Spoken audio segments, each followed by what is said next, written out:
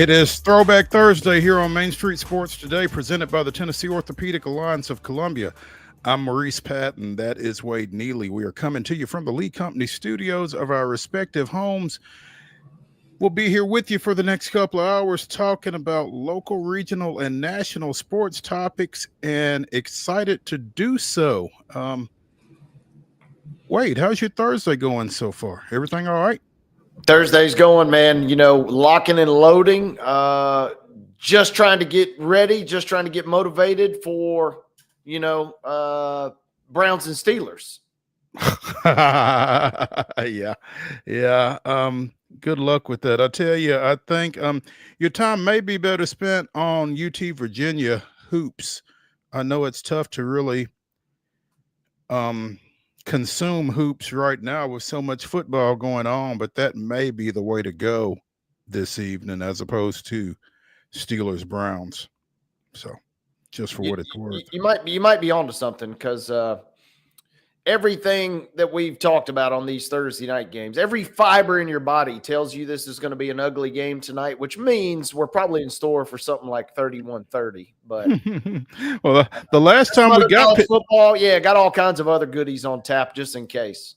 The last time we got Pittsburgh on Thursday night, that is what we got. I think it was 35-34, but it was Cincinnati on the other side, not Cleveland. Now, to your point though, Jameis is entertainment in and of himself. There's no doubt. I got my. You got this Cleveland ready to go to hopefully get Jameis fired up. Jameis in prime time is guaranteed to deliver. There ain't no doubt about it. You may not want to turn away from Jameis in prime time, like you said. So and I've got the stat of all stats when we get into that later in the show. It's there's something compelling behind the scenes for tonight's game as well. Ladies and gentlemen, we call that a tease. and I'm looking forward to it because I have no idea to what Wade is referring either. So we'll all be in suspense until we get to that segment of the show, which will be in the second hour. Speaking of the second hour, we will visit with the Blue Raider voice, Chip Walters, at the top of hour number 2, fresh off up. Well, I won't tell you how it went down because we're going to get to it in the rundown. But MTSU played an afternoon matinee in the Myrtle Beach Invitational, and I'm sure we'll talk about that again in the rundown and with Chip at the top of the second hour. In the next segment, we will have on Coach's Corner, PEARL-COHN coach Tony Brunetti. The Firebirds heading back to Marshall County tomorrow night for a Class 4A state quarterfinal matchup.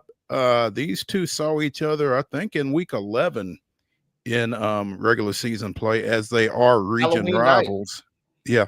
Oh, that's right. It was a Thursday night.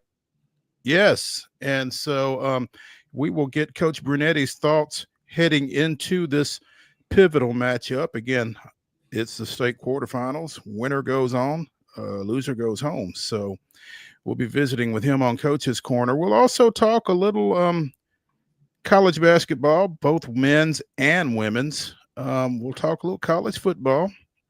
We will dive into that Pittsburgh-Cleveland Thursday night football matchup. And it is Throwback Thursday again, so we are throwing it back to our recent conversation with Justin Adams of CBS Sports Colorado. Colorado got some good news today.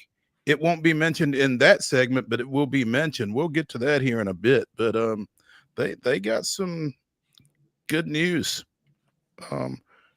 Not sure what it means. Well, it's got to mean it's good news. We'll leave it at that for right now. If you're a Colorado fan, it's good news. Yeah, that's true. That's true. If you're a fan of the current regime or the current coaching staff of Colorado, it may not necessarily apply to you down the road. But if you're a Colorado fan, it seems like it's good news. Yeah. So we will dive into all of that here in a bit. Right now, we should probably get you yesterday's results, today's results in at least one case, and today's schedule on the rundown. This is the rundown. Buckle up, folks. Thursday rundown is off. Thursday rundown is running. Girls basketball scores from last night. It was Blackman with a 74-47 win over Summit. That was in, again, girls high school basketball. In women's college basketball last night, it was Vanderbilt defeating Hampton 94-45. Life takes care of Cumberland in a Mid-South Conference showdown. Again, women's college hoops, Life 58, Cumberland 47. Life typically wins. The game of life, you always want to win that one. Sorry for Cumberland, but it was tough. Men's basketball action last night. Jump back up to the Division I level. It was Morehead State defeating Austin P 63-58, and you could call that the Scott Combs Classic. Having played at Austin P, coached at the P, and then coached at Morehead. So Morehead State wins at 63-58. The Grizzlies nearly blew a 19-point lead in the fourth. They sure did. They hang on for a 117-111 win versus the worst team in basketball, the 76ers. Good win at home for the Grizz. Bad loss for the Preds at home, on the road, as they do fall, capping their road trip. But it was 3-0 as the Kraken take care of the Preds over in Seattle. High school basketball doubleheader action, starting with a 3 o'clock matchup as Lancaster Christian travels to FC Boyd Christian. Again, that's a 3 o'clock start. 6 o'clock tips. Green Hill goes to Cane Ridge. Pope John Paul II is at Clarksville Academy. Oakland hosting Columbia Central. Franklin Christian is at FC Boyd Christian at 6, according to the information we have. So, little Iron Man and Iron Woman action for FC Boyd. Antioch is at Friendship Christian. Siegel travels to Gallatin. Giles County is hosting Centennial.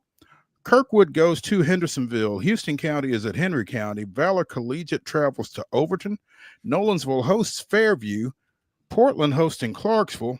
Laverne travels to Ravenwood. Franklin Classical is at Riverside Christian. Lawrence County goes to Rockvale. Station Camp is hosting Hunters Lane. Watertown takes on visiting Van Buren County. Springfield is, this can't be right. I don't think both Springfield and Beach are at White House Heritage. Check your local listings. Times unlisted for Father Ryan at Dixon County, Richland at East Hickman, Brentwood at Mount Juliet, and Metro Christian at Nashville Christian. Other high school action tonight, girls basketball beginning at 6 p.m. Kip Nashville at BGA. Blackman will be at Cannon County. Harpeth Hall is at DCA tonight. Kenwood traveling to Riverdale. Davidson Academy is at St. Cecilia Academy. Clarksville Christian is at Webb School. Some standalone boys basketball showdowns tonight. Stone Memorial traveling to Innsworth. That game gets underway at 6 o'clock. At 7:30, it'll be Christian Community traveling to Merrill Hyde. Women's college basketball game just wrapped up. Just wrapped up before we finished our pre-show. UT Southern defeating Loyola down in New Orleans, 74-70. The game goes into overtime as UTS picks up a nice SSAC win there. It's 5:30 tonight will be Rust, who's at Fisk. 6 p.m. tonight will be Belmont at Duke. Men's college basketball as advertised. MTSU defeating Ohio, knocking off the Bobcats 83-81. Game was in overtime as part of the Myrtle Beach Invitational. The game could have been watched on ESPNU. You could have also heard our good friend Chip Walters. You can go back and check it out on your replay, or you can go back and listen with Chip coming up with us later for the full breakdown. UT Southern at Loyola as part of that doubleheader getting underway just any moment now down in New Orleans. Again, UTS at Loyola in SSAC play. Vanderbilt will take on Nevada tonight, a game we talked with Joe Sullivan on the show yesterday, part of the Charleston Classic. Tips off at 6:30. You can see it on ESPNU. At 7:30 tonight, Rust and Fisk will get it on in what should be a good NAIA showdown. And at 8:30 this evening, the UT Vols will play Virginia in the Bahamas Championship. That game can be seen on the CBS Sports Network. That caps your Thursday schedule. And ladies and gentlemen, that concludes today's rundown.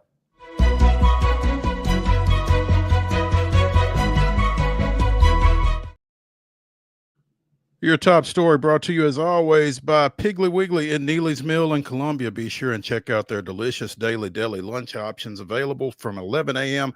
until 6 p.m. Also, their hand-cut meats and everything is cost plus 10% at the cash register. Piggly Wiggly, Neely's Mill, Columbia, bringing you our top story. You know, over a coaching career that has spanned 4 decades, Gino Auriemma has gotten a lot of people's goat. Last night, Gino Auriemma got a goat, becoming the greatest of all time with a 85-41 win over Fairleigh Dickinson. Auriemma picked up his 1,217th career victory, moving ahead of former Stanford women's coach Tara Vanderveer and becoming the winningest coach in Division I basketball. I did not say Division I women's basketball. I said Division I basketball history. Let that marinate for a second. Nobody has won more games at the Division I level than Gino Auriemma. Literally the GOAT. And exactly. Man, at 70 years old, he still looks pretty dang good. I mean, we're talking about, maybe reaching heights that may never get topped at this point, right? Yeah, I mean, he can put that number out there, man. I mean, I don't know who the second winningest active coach is, but I feel like they're not close to 12-17, and he's continuing to add on to that number. He signed a contract extension through April 2029 earlier this year, so that's another 5 years. So there's no telling, again, where that number goes to from here, considering the level of success that he has enjoyed during his career at UConn. 11 national championships, 6 undefeated seasons, 23 Final Fours, among other things. A 2006 inductee into the Naismith Basketball Hall of Fame and the Women's Basketball Hall of Fame as well. He picked up the double in 06. 2-time gold medal winner in 2012 and 2016. Again, 1,217 wins, 162 losses. That's crazy. I mean, he was inducted into the Hall of Fame nearly 20 years ago, which is crazy to think about. Calipari is your all-time active men's leader with 855 wins. Don't think he's going to catch him. Feels unlikely. Doug Bruno at DePaul, who's been there since the late 80s, is sitting there at 786 on the women's side. I didn't realize Doug Bruno was still at DePaul. I think he left and came back, actually. But I didn't 786. So, yeah, good luck catching Gino. A smooth 500 wins will get you there. Yeah, there you go. So, again, you better get started quick if you're going to catch this guy. I mean, it's got to be somebody that almost gets a job right out of college. And that's really not happening much anymore. So it's those numbers are staggering to think about. 70 years old. Looks good for 70, man. Yeah. Yeah. I mean, you could certainly see him working out this contract. And then it becomes a matter of, just how much farther does he want to go? Mm-hmm. So, but the GOAT, and, in these parts, it's a tough admission to make, but sometimes you just got to give credit where credit is due, man. Yeah, I've been doing it a long time, obviously at an insanely high level. Hasn't had the championships to necessarily back it up the last couple of years, but the longevity plus the success that he had during those great runs, man, yeah, it's worthy of being celebrated, even though you got to whisper it around these parts. You certainly don't want to give it too much attention in these parts for a lot of different reasons. But, the women's game is really kind of evened out. We've really seen a lot of, parity, relatively speaking. I mean, it was pretty much UConn, Tennessee, maybe Notre Dame, obviously Stanford, but you know, that elite level of women's college basketball was pretty, you know, elite. And we've seen some folks kind of encroach on that territory of late, you know, somewhat to UConn's demise, as you said. You know, the championships have not been as plentiful here of late, but they are still a team and a program that you don't want to see in March. No, don't want to draw them. Real quickly, found this interesting too. I mentioned Calipari sitting there at 855, right on his heels. This was preseason. I haven't been keeping up with the two programs thus far, but Patino's just one shy at 854. Bill Self sitting there third with 810. Rick Barnes is in the mix at 806 in the number 4 spot. And then Dana Altman out at Oregon was 755. So you got 5 really good coaches on the men's side, and those guys aren't even close to Stiff and Gino. That number, and again, 1217, it's just staggering. It's, I think that's a pretty good word for it. And, you know, speaking of GOATs, Sue Bird, Diana Taurasi, and Maya Moore were all in attendance last night, of course, you know. So they celebrated their guy, man. And that's what you're supposed to do when something like this takes place. So I found it pretty cool too that they had a ice cream celebration. I mean, what goes without a big celebration other than ice cream at their school dairy bar, which is a famous spot apparently on campus. They had 3 different ice cream specials. So not only did you get a chance to pet the goat, you know, see the goat, but you also got to get a little ice cream, which is kind of nice as well. And I guess 40 years is the 40-year anniversary is Ruby's. Both Ariema and associate head coach Chris Daly were presented with red glass basketballs prior to the game to commemorate their 40th year. So they pulled out all the stops for this one, and I guess they felt pretty confident that they would be celebrating at the end of last night's game with Fairleigh Dickinson. So. Yeah, no, you know, the check cleared and you got the win, which is more than we've said about a lot of teams lately. So they took care of business. There we go. Hey, let's take a break here on Main Street Sports Today, presented by the Tennessee Orthopedic Alliance of Columbia. When we come back to the Lee Company studios, it's time for Coach's Corner. It's time for us to visit with Tony Brunetti, football coach at PEARL-COHN. Stay tuned after this.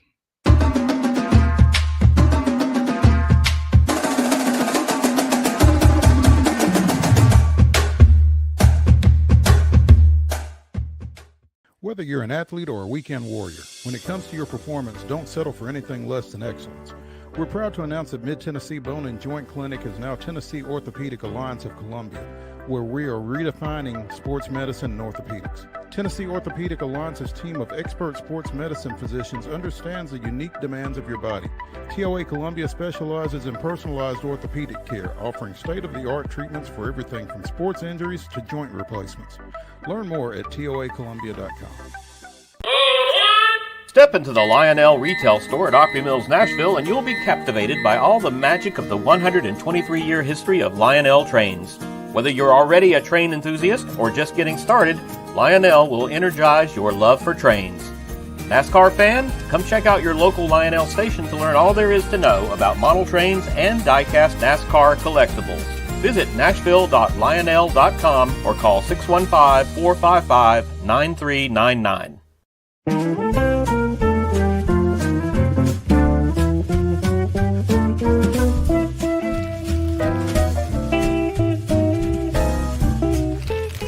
Well, we went all out for you this year, didn't we, little girl? Yep, we got you what you wanted with all the bells and whistles. A brand new car? Let's go check it out. Come on. We're here. Oh my gosh, we're going to the garage. I got a car. Yep, let's get in here. Let me show you what's going on. Hey! Hey, Mr. and Mrs. Duggar, got your 18 SEER heat pump with your ultraviolet home treatment system. I cannot believe it. Thank you. Yes. Give the gift of clean air this year. Merry Christmas from the Busy Bee family.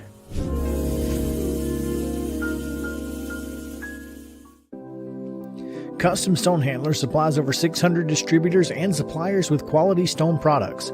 Along with River Stone, we produce and distribute over 100 building, landscape, and other bulk products. Our goal is to provide quality products, service, and partnerships to ensure our customers' success. We firmly believe that the measure of any person or company is how they treat other people and customers. Give them a call at 931-490-4990 or visit CustomStonehandlers.com. With Lee Company technology, the best handymen are hands-off. Lee Company techs have been using visual findings and other smart technology tools for years to add transparency and virtually take customers along. You see what we see, whether we're in a crawl space or on a roof. With Lee Company, technology helps us help you, no matter what's happening in the world or at your house. He shoots, and he scores!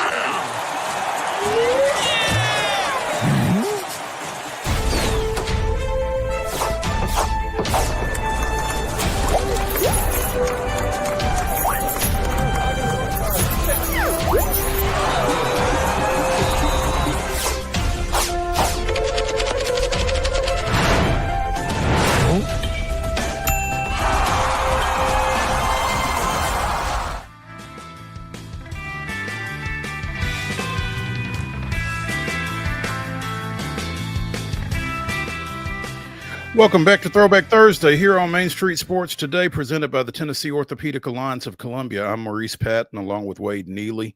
It's time for Coach's Corner, presented by 10 Pin Alley, Eat, Play, Party, and we are joined now by veteran PEARL-COHN football coach Tony Brunetti as the Firebirds get set for a Class 4A state quarterfinal matchup with unbeaten Marshall County.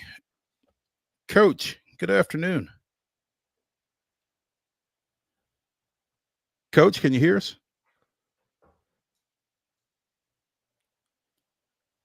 Coach. They have Coach muted there. Coach may be muted. Yeah. Yep. Still can't hear you, Coach.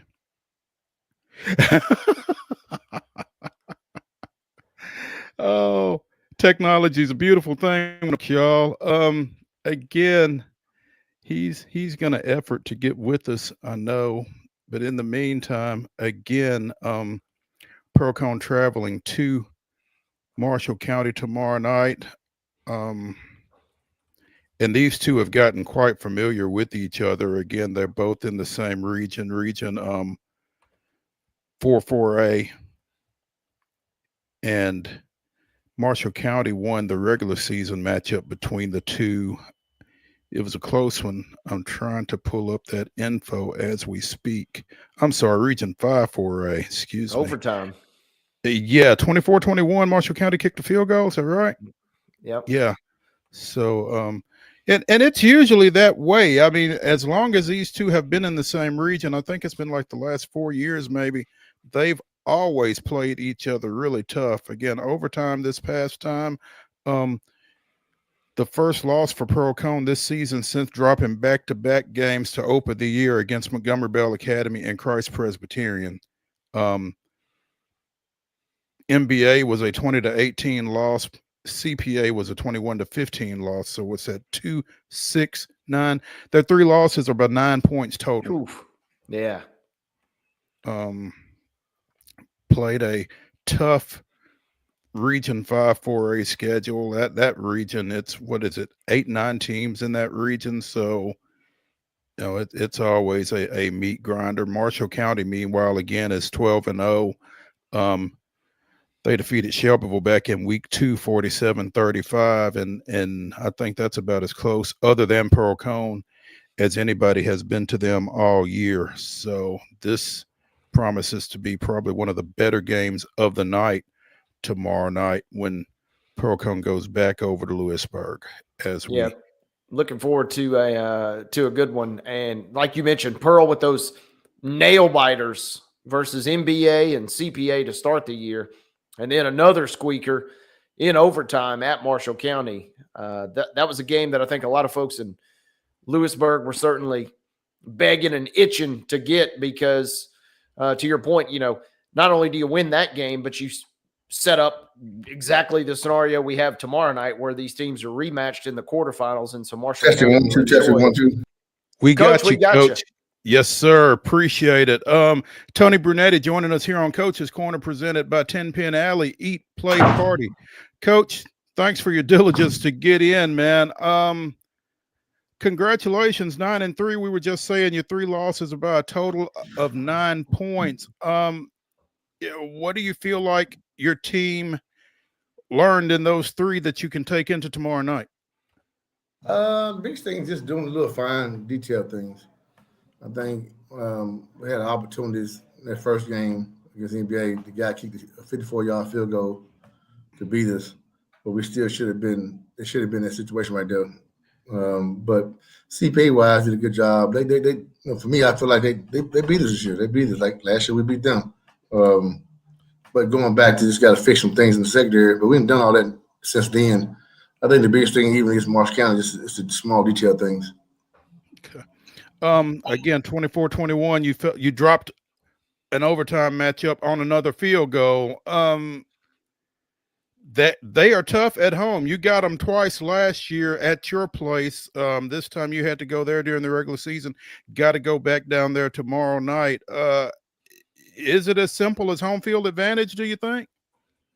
A crowd always gets you hyped and keep you in the game when you're at home. You still got to go down and play the ball. You still got to go play 4 quarters. If it's here at Pearl, if it's there. I mean, we've been on the road all playoffs wise, except for the first game. So you just got to go play. That's football. The time of year, cold, might be a little wet. Got to go 4 quarters and bang hard for 4 quarters. See what happens. Yeah, and Coach, to that point, I'm curious. That game goes to overtime, but it was a crazy game. I hate that I wasn't able to be there on Halloween night, but if you would kind of just, as painful as it might be, just walk us through kind of how crazy that game was down the stretch as you guys made a big comeback and then obviously fell just shy in overtime. I think the game was going back and forth. I think they made some good stops on us on the goal line for going in to take the lead right there early on before halftime. And then they scored again, and we came back and scored again. But I think it came down to stretch-wise, fourth quarter-wise. They took them 4 downs to try to get in as well as we did too, but we didn't execute. You got to better execute. And then I decided to not kick a field goal, and I went there and went for it on 4th. But that falls on me. And they took advantage of the opportunity. The good thing, the kids on our defense fought hard, and they let them in the first 3 downs, and they kicked the field goal and they won. And that's football. You make decisions with what you choose to lose with or win with. But like I said, we'll be better prepared this time. Yeah, and I'm curious. You schedule about as tough as anybody schedules that I can imagine around this area as far as non-region. For a region that's pretty much you only have a handful of non-region games to begin with. What are those games versus schools like MBA and CPA, which you both won, of course, last year en route to that state championship? What are scheduling teams like that early in the year, maybe try and get you guys prepped for the postseason? I think more than anything, you see what your true depths are. You also see you deal with adversity situations that you might be behind or they're well coached. Those teams are well disciplined, well coached. No matter if they win or lose, they're going to be well coached. And you're going to see your flaws early, and you're going to see how tough your kids are mentally. And you're going to see, how do I help my kids grow as the year goes on? That's what you're going to see. And you're going to have to play 4 quarters against those schools. Yeah, absolutely.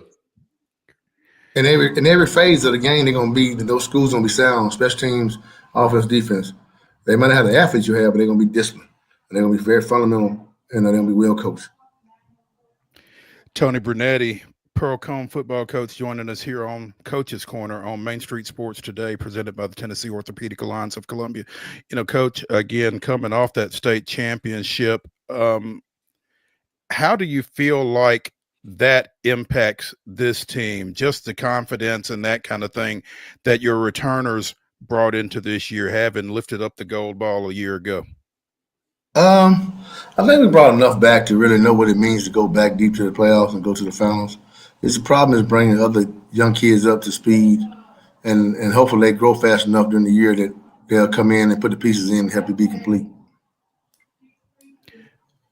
Tell us about some of those kids that have had to kind of step to the fore for you this time around.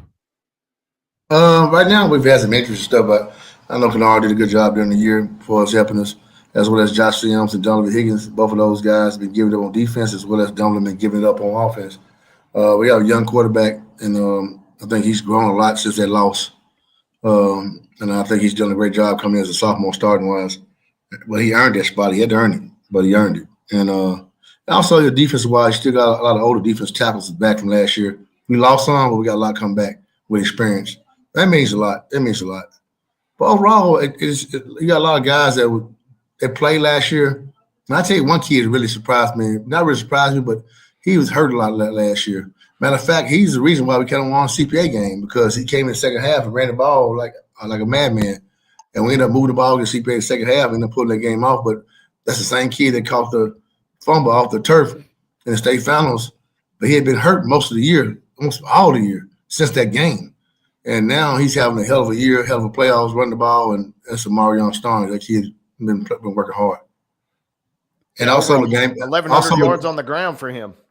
Yeah, I mean, also LaDainian Hunters came on too. Well, we lost him like for 5 weeks in the season, but since he's been back, it's been tremendous, man. He's helping us on both sides, and you'll probably see him some on both sides of the ball. He's been really helping us in that aspect about it. You know, that's crazy. That's kind of the crazy thing about injuries, I guess, Coach. When you lose guys in the middle of the year or early in the year, and you get them back for the playoffs, they're kind of fresh, relatively speaking, and kind of fresh legs. They give you a boost a little bit. You know what's crazy is that if you really look at the stats last year, LaDainian Hunter was the second leading receiver on the team, but you didn't realize it. But he's really worked hard to come back, worked hard out of the injury, and really just leading, man. He's trying to lead by example. He's a junior, he still got another year, but him and they giving it. They're giving it with them seniors. Coach, when you get a program to the point that you've gotten PEARL-COHN 2, this is the expectation. And so when you lose seniors like you lost off last year's team, those guys behind them are, you've got expectations for them. They've got expectations for themselves to step in and just keep things going, I guess. What does that say about your program that, you don't rebuild, you reload? Well, I think the biggest thing our program is established through our ninth graders. We try to do a good job putting a lot of time in our freshmen every year. You're going to lose freshmen, but if you can hold on to the majority of your class every year, then you don't drop off as bad. You'll drop out some until they grow up, but that cycle, and they keep on seeing you bring about maybe 10 kids up every year with you to see what it feels like to be in the playoffs, get spare time at the end, but it makes them grow and see what it feels like to go to the state finals or quarterfinals or semifinals.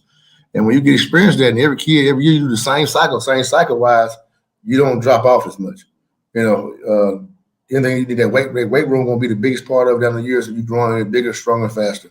But mental capacity about the game, they're going to be ready to go.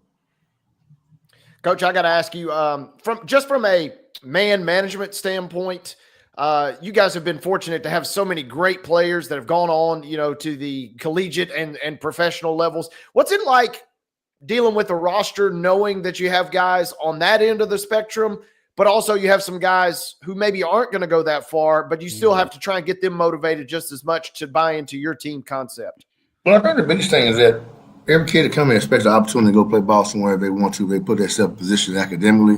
I'm going to do my part as a coach from a football aspect to try to get him to get looks and singing and opportunities, every child. Not saying that school won't take you, but some smaller schools might give you opportunity. But as a coach, you got to go work for every kid on your team, not just the so-called superstars. It doesn't work that way here. That don't work for me. I'm sorry. That's not my philosophy. I guess you talk about Nick Saban, but Nick Saban always say about you're going to teach the first kids the same thing you teach the last kid. And that thing goes down the pipe. It might be a kid that's an ugly duckling as a freshman. By the time he get older, he might start his senior year, but if you can help that kid get an opportunity to get somewhere, if he really wants to play, and you got enough film to do it, you got to go work for that kid. So over the years, right now, we from major D1 on this past year on to small NIA schools. They getting education, and probably I think we had like 23 kids active in football across the country this past year.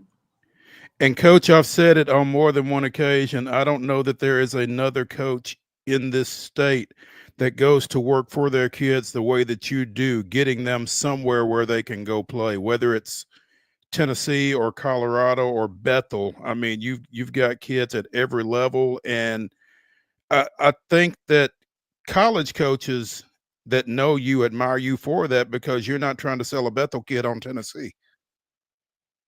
You gotta be real to a point. You can't sit there, measurements and things. Coaches look a lot at their measurements, and that's like, I'm sorry, it's like that in life, but it's kind of like that, And with the transfer portal, it's really died down. Now you don't have as many kids to get opportunities at the higher levels. Now it's like a feeder club. It's like baseball now. You might have to start smaller to get opportunity to get bigger, especially like quarterbacks. That's hard. That's probably one of the hardest positions out there. But as long as you start early enough, you have a chance. It's just skill positions. And big boys, like big tackles and all them guys, if you got height, you got a chance early. There's some reason about that, I don't know what it is. Schools take linemen. If you got measurements, they look for linemen now. You can't teach that, Coach. No, you either got it, you don't got it, And they watch, see if you got hard and see what type of, are you a physical player or not. But at the skill position, you got to be extraordinary. If you're not a big guy, you got to be extraordinary. And even then, it's kind of hard, but it still takes your coach working his butt off to try to get them an opportunity in life. Sports is just an added way to me to get an education. And you might have 1.00000 point whatever opportunity to go to the next level pro-wise, but to get a free education down the line to better yourself, what you don't understand is tremendous. It's tremendous.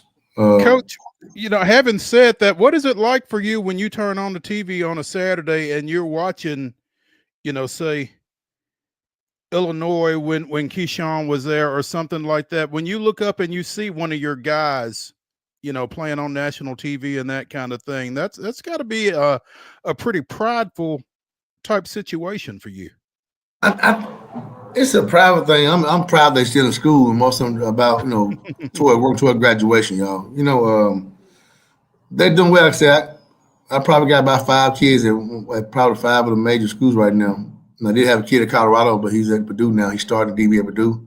I have a tackle that rotated and started with Tennessee. I have a wide receiver that plays and rotates started at Notre Dame. I have another kid who started receiver at Kentucky.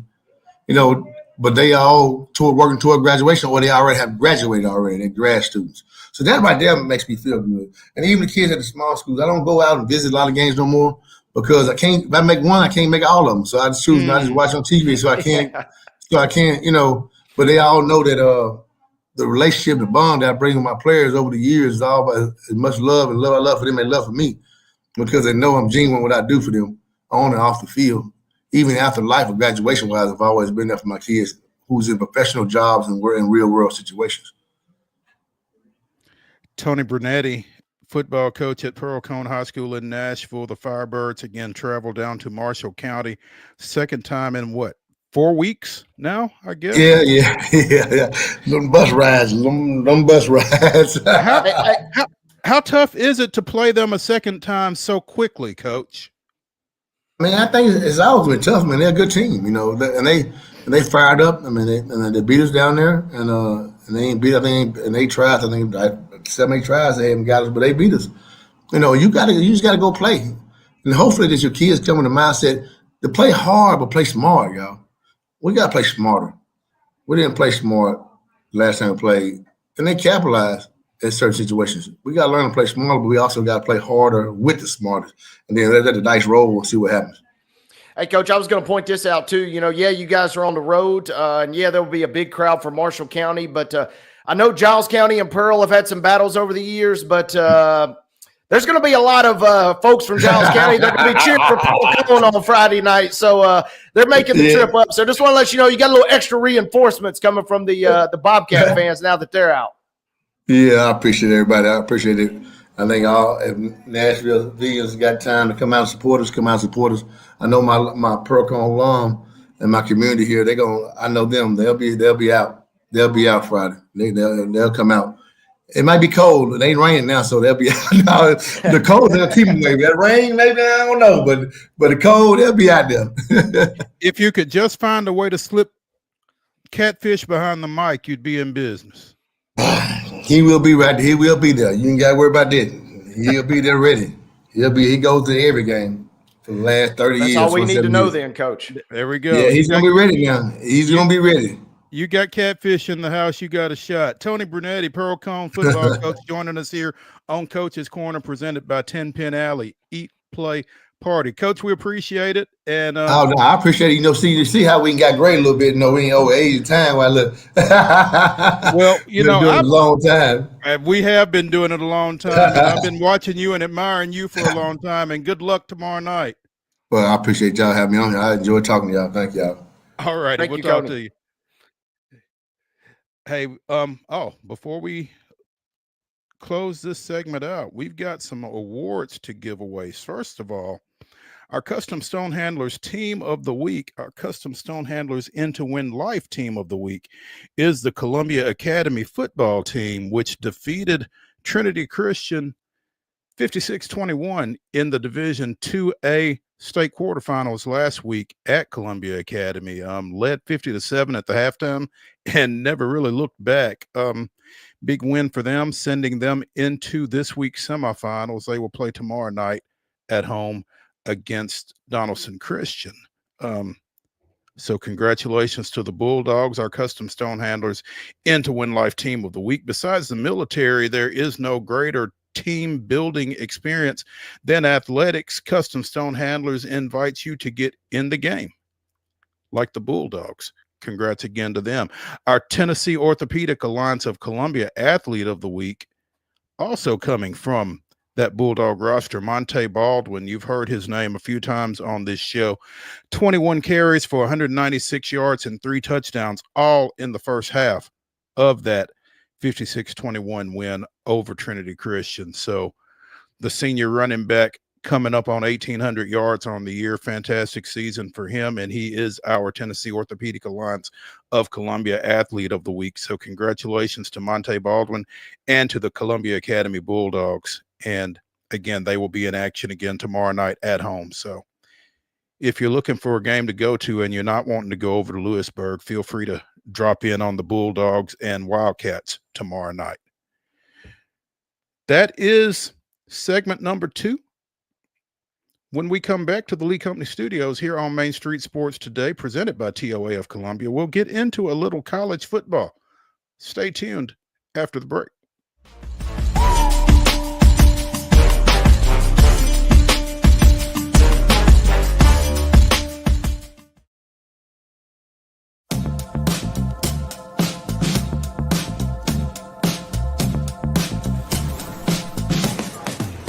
Do you want to be a bad man?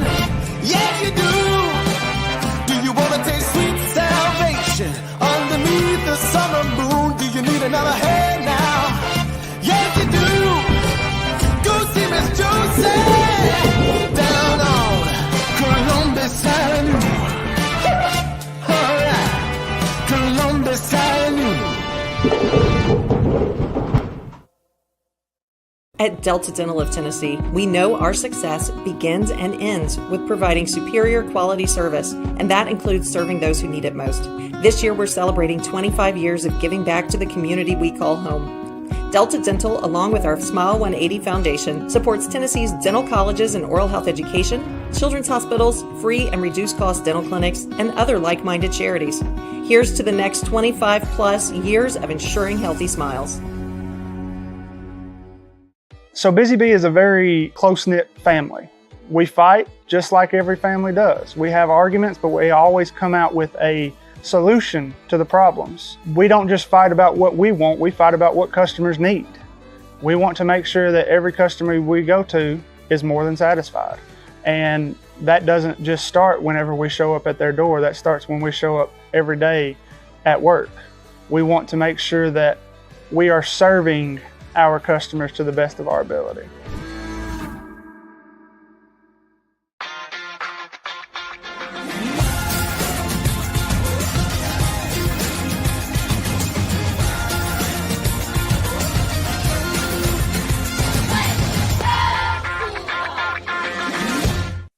With Lee Company technology, the best handymen are hands-off. Lee Company techs have been using visual findings and other smart technology tools for years to add transparency and virtually take customers along. You see what we see, whether we're in a crawl space or on a roof. With Lee Company, technology helps us help you, no matter what's happening in the world or at your house. Whether you're an athlete or a weekend warrior, when it comes to your performance, don't settle for anything less than excellence. We're proud to announce that Mid-Tennessee Bone and Joint Clinic is now Tennessee Orthopedic Alliance of Columbia, where we are redefining sports medicine and orthopedics. Tennessee Orthopedic Alliance's team of expert sports medicine physicians understands the unique demands of your body. TOA Columbia specializes in personalized orthopedic care, offering state-of-the-art treatments for everything from sports injuries to joint replacements. Learn more at toacolumbia.com.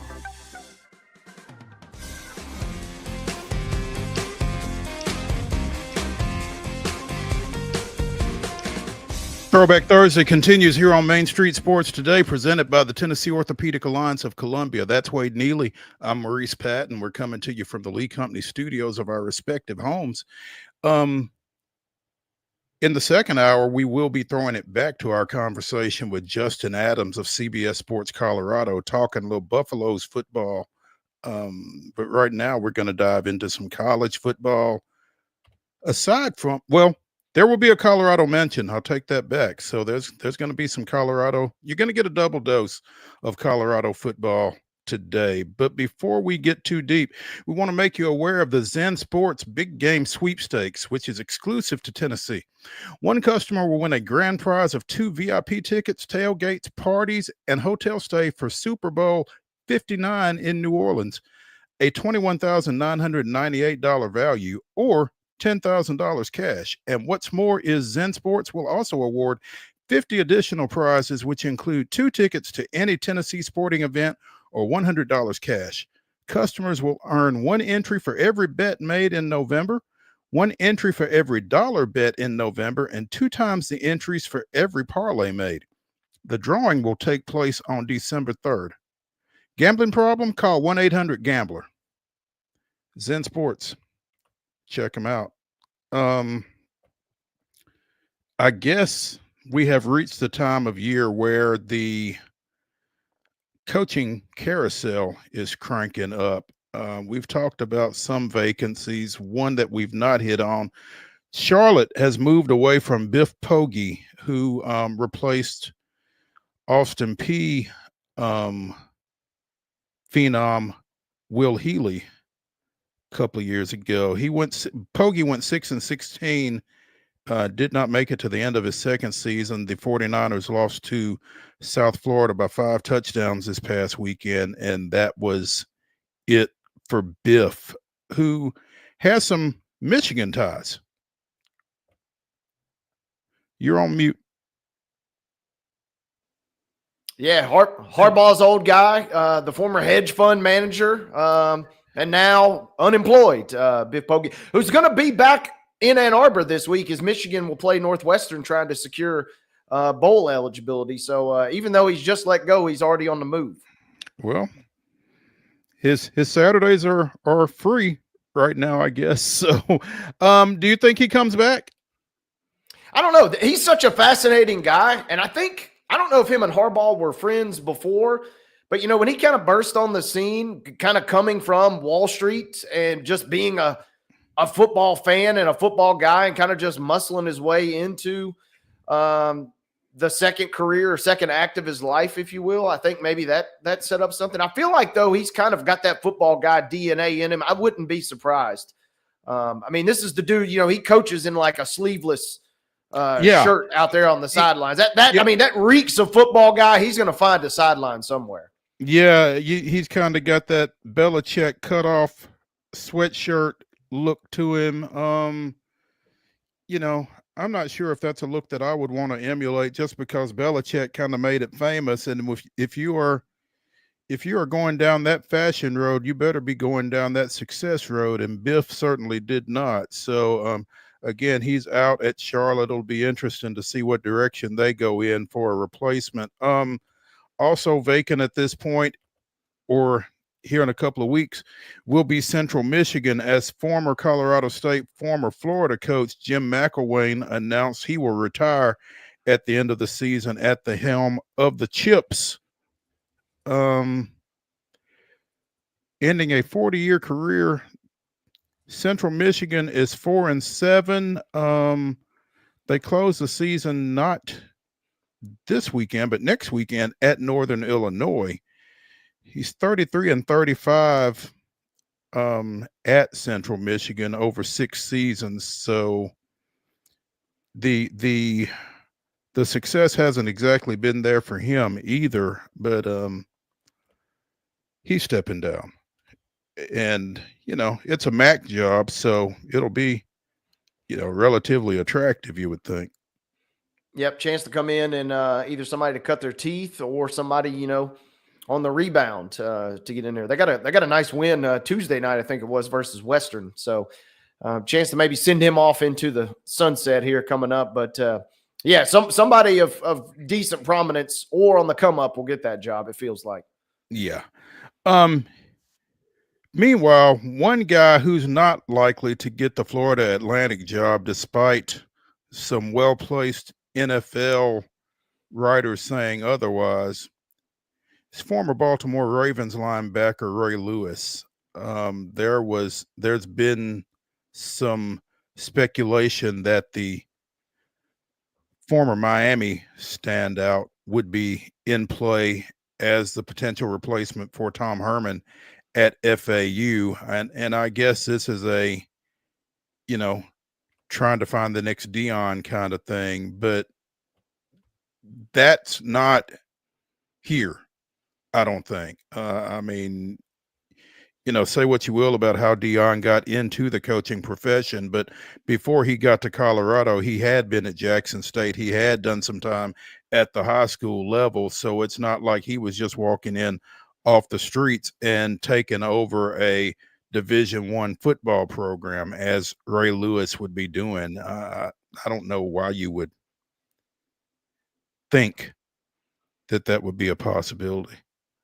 Yeah, it feels like there's only one Dion, right? And like you said, say what you will, he kind of strong-armed his way into the combo and eventually did get hired at the next level, but give the man his props. He did pay some time. And it was just wild, right? Because, they just showed Ray Lewis in the suite the other night at the Thursday night football game versus the Bengals. And then, poof, and now all of a sudden, the report is, he lives like 5 minutes from campus, but just, okay, I live 5 minutes from Giles County High School. I'm not necessarily getting touted to be the head coach there.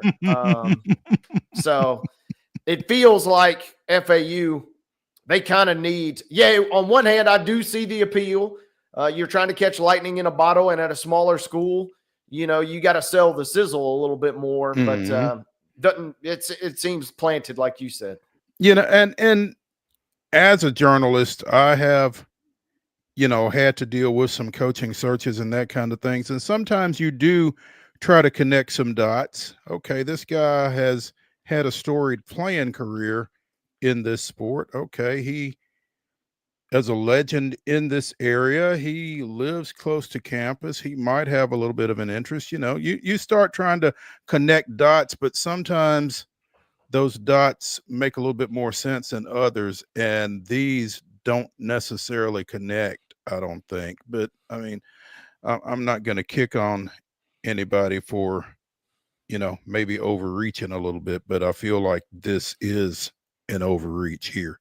I just don't think that's a direction that FAU has to go in, to be honest. I think they got enough to sell that they can get somebody without, trying to do the celebrity coach thing.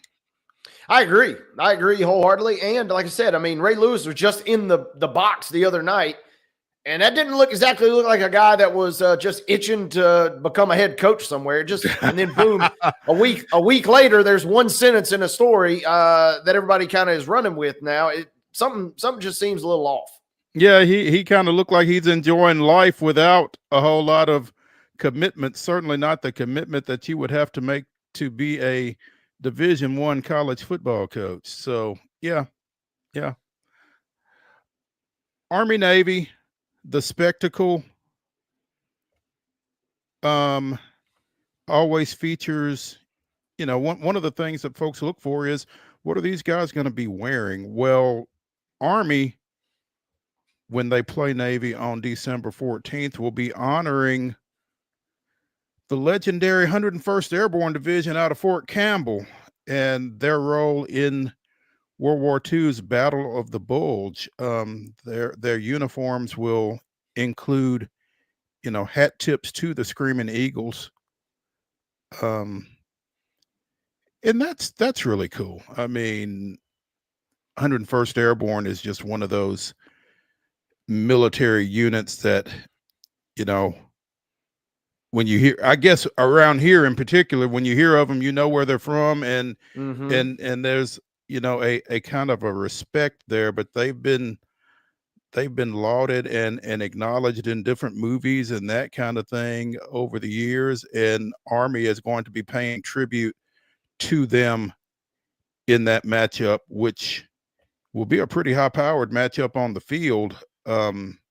Sometimes it works out that way, but not always. But again, Army undefeated heading into this weekend's match with Notre Dame. They are already set to play in the American Athletic Conference Championship game. Navy coming in at 7-3, and they are bowl eligible. I don't know when the last time was that both these teams were in as good a shape, competitively speaking, as they are right now. Yeah, and it would have been cool just for the chaos if they had met the week before in the American Championship game and then still had to play the game after. But Navy is kind of wobbled down the stretch, and it feels, more on this game that you mentioned versus Notre Dame later in the week. But it feels like Army's feel-good sensation might be coming to an end. I kind of hope it doesn't, but this is always one of the cool things is the uniforms. And Navy rolls theirs out too. They got the quote-unquote the Jolly Rogers, which also kind of dates back to World War II. So this is what college football is all about. It's always a really, really hard-fought game. The last couple of years, it feels like no matter what one team's record is, to your point, it feels like the teams haven't been here was the stat from earlier. They started 5-0 for the first time together since 1945. So, I mean, it had been a while since they'd gotten off to that good of a start. But it feels like no matter what, if one of the teams is, 10-2 and the other team is, 2-10, it still feels like it's a close game. It still feels like it's always a nail biter. Well, and it's always snowy and cold, and you get all of the visuals that go with, that game. It's really a cool game to watch, the pageantry of it and the whole 9 yards. So going to be a lot of fun to watch this one again on December 14th. 1945, Army had a guy that won the Heisman that year, I do believe. Was it Glenn Davis? Doc Blanchard 45, Glenn Davis 46, Pete Dawkins 58. Jeez. So that was in their sweet spot back then. No doubt. Okay. Let's go ahead. No, we got one more thing that we got to mention because we've kind of teased to it a little bit. Colorado football. Again, we're going to be throwing it back to our conversation with Justin Adams here in a bit, but the Buffaloes got a commitment today from 2025 five-star quarterback Juju Lewis. Tab the Buffs over Georgia and Nebraska. So, now speaking of connecting dots, is this, kind of a tip that Deion's going to be staying put?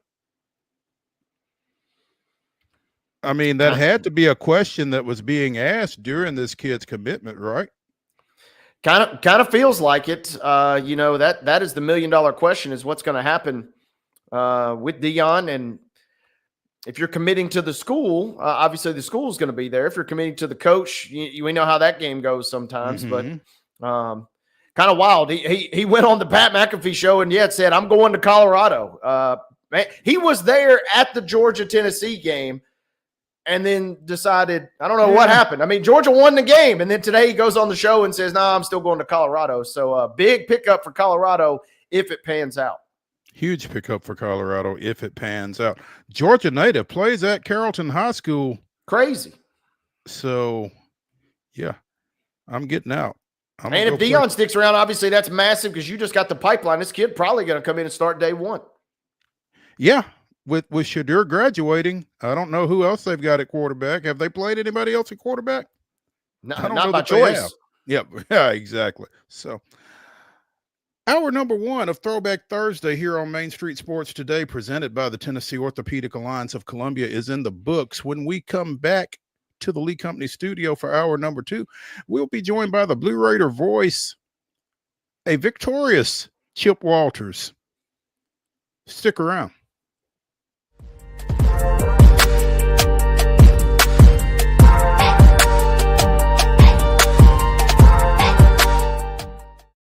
Nashville's Nutcracker returns to TPAC this December, presented by Nashville Ballet. This holiday season, audiences will journey with Clara and the Nutcracker Prince through Nashville's history and the land of sweets. Tickets at NashvilleBallet.com. Hi, I'm Dr. Vilay Saisuka, CEO and founder of Premier Foot and Ankle Centers of Tennessee, here in Murfreesboro. We offer foot and ankle care from ingrown toenails to diabetic foot wounds. We also fix ankle fractures and things like that. Call us today to schedule an appointment. We look forward to seeing you. Because here at Premier Foot and Ankle, we believe that the journey begins with happy feet. Whether you're an athlete or a weekend warrior, when it comes to your performance, don't settle for anything less than excellence. We're proud to announce that Mid-Tennessee Bone and Joint Clinic is now Tennessee Orthopedic Alliance of Columbia, where we are redefining sports medicine and orthopedics. Tennessee Orthopedic Alliance's team of expert sports medicine physicians understands the unique demands of your body. TOA Columbia specializes in personalized orthopedic care, offering state-of-the-art treatments for everything from sports injuries to joint replacements. Learn more at toacolumbia.com. Jones & Lang Sporting Goods here in Columbia has been outfitting teams, officials, and anybody else from T-ball to college for 50 plus years. Be sure and check them out at 931-388-8060 or online at jonesandlang.com. Jones & Lang Sporting Goods, the look of a winner. Zion Christian Academy, zioneagles.org or 931-388-5731. You can schedule your appointment. Go tour their campus. It is beautiful over there, and you're definitely going to want to see it. Again, it's zioneagles.org. Give them a call, 931-388-5731, and schedule your tour today. With Lee Company technology, the best handymen are hands-off. Lee Company techs have been using visual findings and other smart technology tools for years to add transparency and virtually take customers along. You see what we see, whether we're in a crawl space or on a roof. With Lee Company, technology helps us help you, no matter what's happening in the world or at your house. Custom Stone Handlers supplies over 600 distributors and suppliers with quality stone products. Along with River Stone, we produce and distribute over 100 building, landscape, and other bulk products. Our goal is to provide quality products, service, and partnerships to ensure our customers' success. We firmly believe that the measure of any person or company is how they treat other people and customers. Give them a call at 931-490-4990 or visit CustomStonehandlers.com. Piggly Wiggly, located in Neely's Mill Shopping Center, is Columbia's locally owned and operated Cost Plus 10 grocery store dedicated to serving the community with low prices and smiling faces. Piggly Wiggly offers fresh, hand-cut meats daily as well as daily hot plate lunches from their deli counter. You're certain to see smiling faces and a helping hand when you're here at Piggly Wiggly. Come by and check out our fresh produce, high-quality meats, and more. Down home, down the street, we'll see you at the Pig.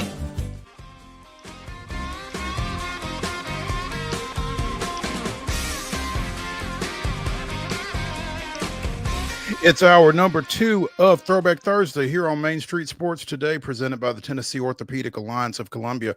I'm Maurice Patton. That's Wade Neely. We're coming to you from the Lee Company studios of our respective homes. In the next segment, we'll throw it back to our recent conversation with Justin Adams of CBS Sports Colorado, talking a little Buffalo football. Right now, though, we are catching up with, still on the bus, The Blue Raider voice, Pride of the Dimple, Chip Walters. You can find him at Choose Chip on Twitter. And as I said, a victorious. I'm seeing you, but I'm not hearing you. You're not hearing me. I was hearing you during the commercial break, but not hearing y'all talk at all. How about now? So I'm not sure what that is. Uh-oh. That ain't good. Mark? Yeah, I'm not hearing you guys at all.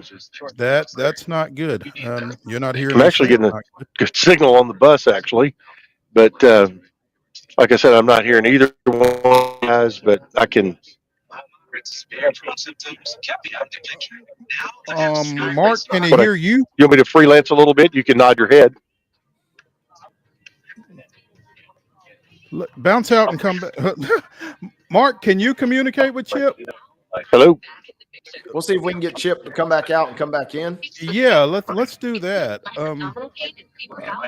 Hopefully he can get out and get back in and get right with us here, because there's a couple of things that I do kind of want to ask him about. I mean, I know he could freelance probably the entire segment and we'd be just fine, but I'd kind of like to interact with him just a little bit. So again, big win, historic win for the Blue Raiders as they take down Ohio University for the first time ever.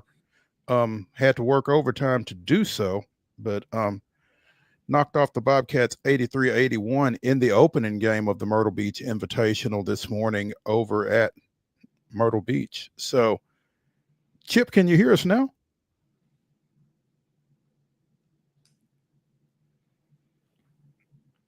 Hello? Come on, Chip. Mark, can he hear us? Is he in? He's frozen. He's frozen now. Yeah. He is on the bus, so I guess they were, moving around in Myrtle Beach somewhere. Maybe they went and got something to eat after the game. That was an 11 o'clock Central Time tip on the game. I think it finished up about 1:15, 1:20. So I was a little concerned as to what his whereabouts might be as we tried to get him on at 3 o'clock today. But, he's available for what that's worth. In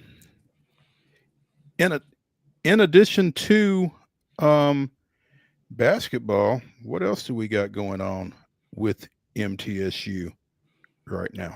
Final home game, I believe, football-wise, is this Saturday. Is it? I thought they had 2 home games left. Maybe they got 2, but they got New Mexico State coming in this weekend. That's the Diego Pavia list, New Mexico State. So I think we got a shot. Okay, they'll have a chance to get them done. Yeah, big weekend in CUSA because you got the standings in Conference USA. Unfortunately, our Blue Raiders not in the mix, but there's a wild situation because Sam Houston, Jack State, Western Kentucky, and Liberty all are eligible, and they all play each other in the final 2 weeks of the regular season. So Sam Houston's at Jack State this weekend, Western's at Liberty, and then MTSU, as I mentioned, hosting New Mexico State. Kind of wish they would be in that discussion. They won't even have a chance to play spoiler, unfortunately, with them, and then at FIU next week down in the Pitbull Stadium. That's right. That's right. Pitbull bought the naming rights to that facility back in the summer, so that should be interesting. Does that mean that the Blue Raiders next weekend? Is that all you get? Is Pitbull pregame music? How does that work? That's $1 million question. I can't wait to ask Chip about that as we head into that one. So yeah.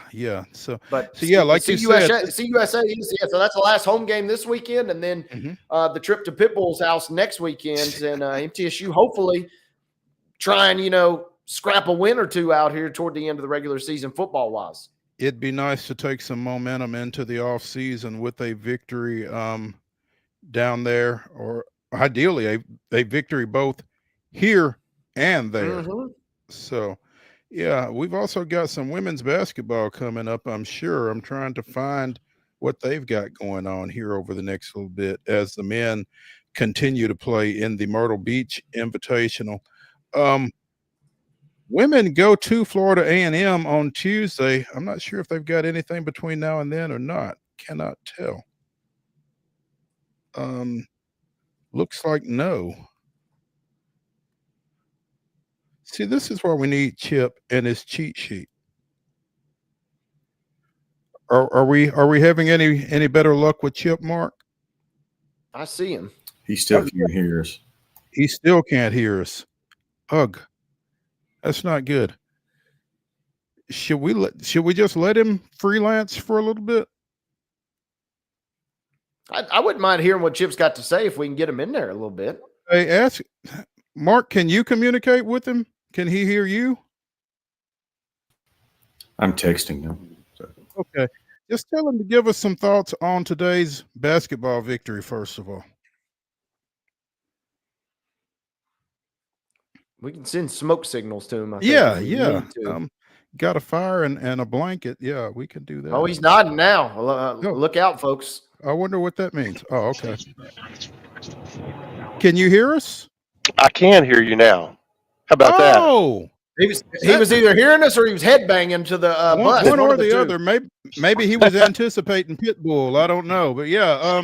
Chip Walters with us in full effect here on Main Street Sports Today. Chip, 83-81, you guys made a little history with that win over Ohio University. It took overtime to do it, though. Yeah, in the history, I guess, are you speaking of being Middle's first win over Ohio U? Exactly. Yeah, because they've been 0-4, and this is the third time in 5 years we've played Ohio U in an MTE, and as a matter of fact, this Middle and Ohio U have never played in any other situation other than in an in-season tournament. But it took overtime. I mean, guys were down about 5 minutes to go, down 7, find a way to come back. Kamari Lance, it's a huge shot right at the end of regulation. My man right here, Isam Mustafa. There he is right there. He was huge. He's a big dude and played big today.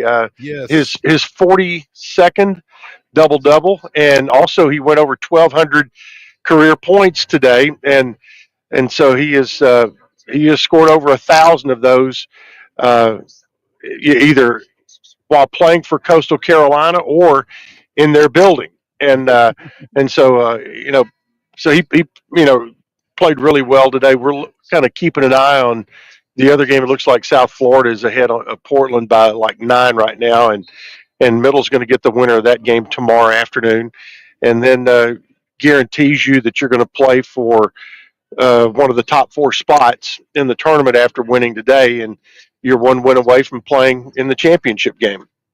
Well, I wonder if we should be talking to Isam instead of you. I can put the headset on him. He'll talk to you.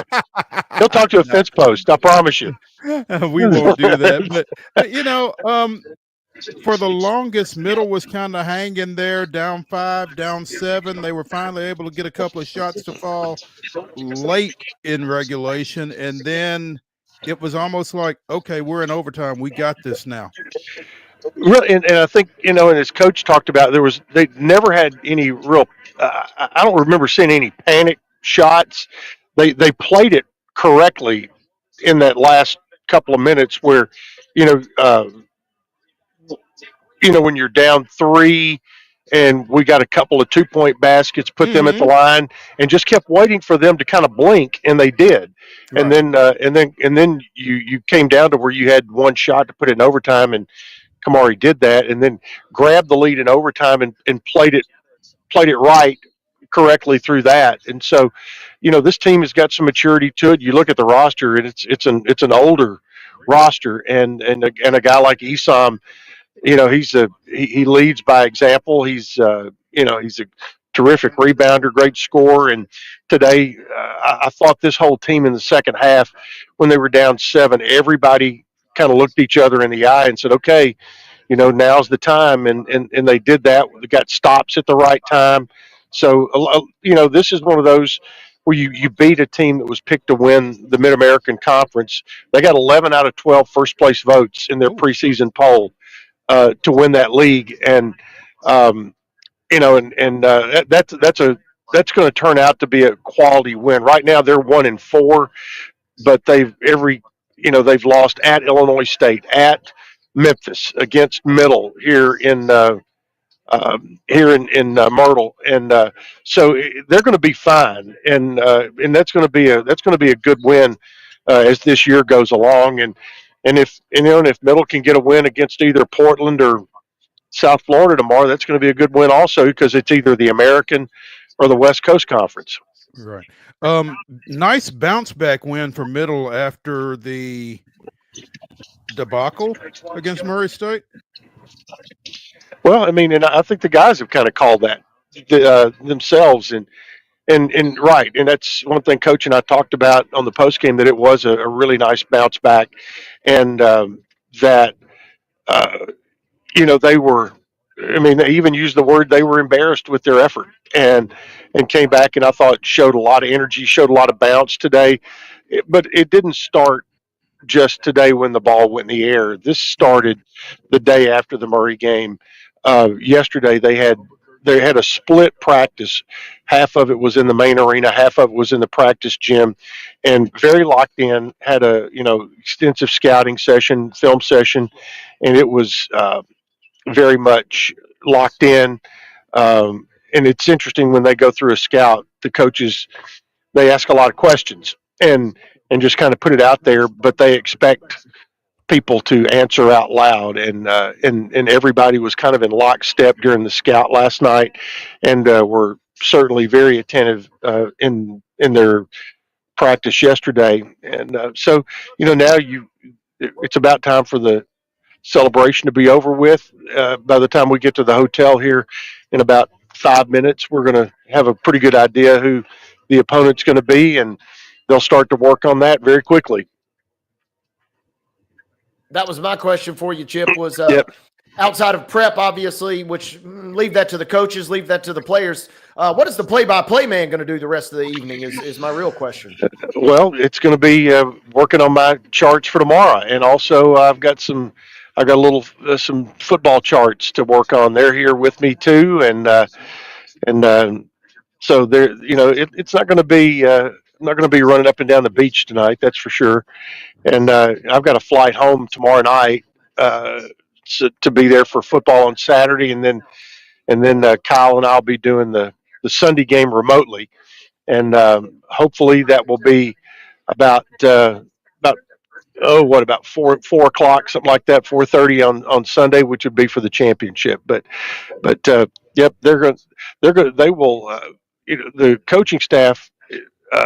The assistants are still over there watching this game, and when these guys get back, they'll have an hour or two to kind of take a shower, that kind of thing, and then they'll get back together tonight and have a pretty good scouting session. They've got one ballroom here at the hotel that they've got it taped off to where it's a floor, so they can actually do a little walkthrough there. But they'll have a pretty good film session tonight on whoever the opponent is tomorrow. Speaking of ballroom, so much kind of gets made about some of these classics over there. Kind of give us the lay of the land. Is it a tournament that lives up to the billing in your mind thus far in terms of amenities? Well, I mean, we're staying right on the beach in condominiums and here in Myrtle Beach, and it doesn't get much better than that. Very comfortable. It's we're right on the beach, and I think the guys, some of them had a chance yesterday to go out and spend a little time. They were told not to spend a bunch of time out there, but hey, when you have this opportunity, you want to kind of take advantage of it a little bit, and they did that. But these guys like being around each other, and they spend a lot of time together, and tonight they'll get refocused tonight and get ready, and we'll get to sleep in a little bit tomorrow, because this morning it was like 7:15 Eastern time to get up, which that was like 6:15 on the body clock, and to play a game at 11 a.m. Central. So it's just one of those things. And now you want to put it together and play another one tomorrow, and that gives you, then you've got a day of rest before you play on Sunday.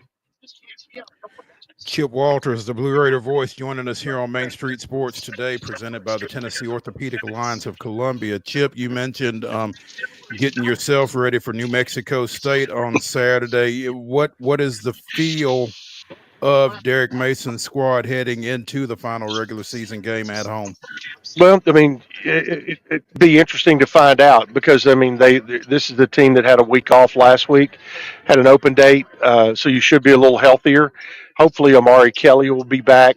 You've got 21 seniors who are going to be walking on senior day. And, I think that, one of the things he's talked about is that as a team, you certainly want to play your very best for your seniors who are playing their last game on the home turf. And it's an interesting group of seniors because you've actually got 23. Two of them have already gone through senior day somewhere else and are 1-year guys here, but you've got everything from 1-year guys, 7-year guys. Like Brendan Harris is playing his 7th year. He and Alex Williams playing their 7th year of college football. So that's kind of an interesting mix. But you've got a New Mexico State team that is playing hard defensively. They have been a very good running football team, which has caused Middle some problems and play a bit of an option attack. But they don't have Diego Pavia out there this year, and that's a good thing. But you get to play at home, try to get a little momentum going into the FIU season finale next week. Chip, looking at, I guess this is Sam's piece on the MTSU Tennessee Tech women's game. Rick wasn't very happy with the victory over the folks from Cookville the other night. Well, no, he was, there's Coach McDevitt. So, hey, he's going back to talk to the boys. Oh, well, and but he was he talked about it, and he gave Tech a lot of credit of that they played Middle very hard and not surprisingly, being the rivals that they've been for years and years, and but didn't shoot the ball particularly well, but they're looking forward to. They've got a big trip coming up. They'll play at Florida A&M early in the week and then play on Thanksgiving Day in Fort Myers and also on next Saturday in Fort Myers against, some big games. So they want to do the same thing. They want to prepare, go on the road. They'll be on the road for about a week next week. They'll leave on probably Sunday morning, if not Saturday afternoon, and they'll play Monday and then again on Thursday and Saturday. So it's it's a big week for them, but they've got a chance to make some noise. Yep. Absolutely. Chip Look at there. There's Jalen Counter. Hey, Jalen. Whole squad. Whole squad's coming off. You can see the whole guys. All of them get off here. There you can tell we're back. Yeah, well, we're going to let you get off as well. Chip Walters, the Blue Raider voice, joining us here on Main Street Sports today.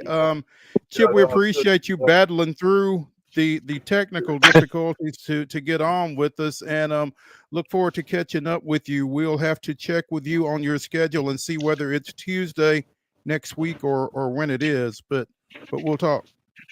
We will. We certainly will. Talk to you guys. All right, thanks. Let's take a break here on Main Street Sports today, presented by the Tennessee Orthopedic Alliance of Columbia. When we return to the Lee Company studios, it is Throwback Thursday. We will throw it back to our recent conversation with Justin Adams of CBS Sports Colorado, so stick around.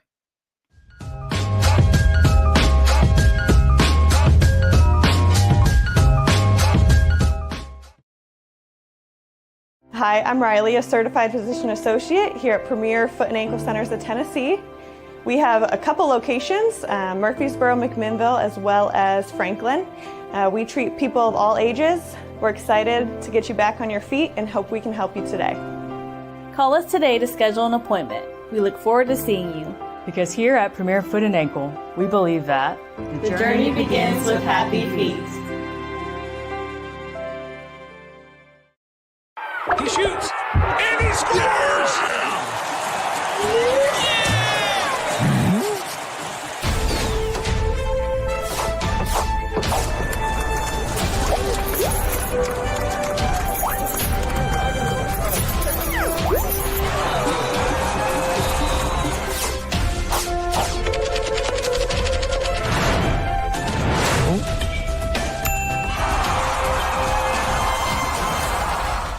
Whether you're an athlete or a weekend warrior, when it comes to your performance, don't settle for anything less than excellence.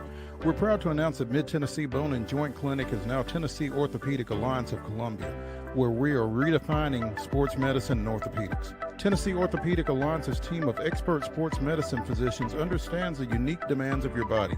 TOA Columbia specializes in personalized orthopedic care, offering state-of-the-art treatments for everything from sports injuries to joint replacements. Learn more at toacolumbia.com.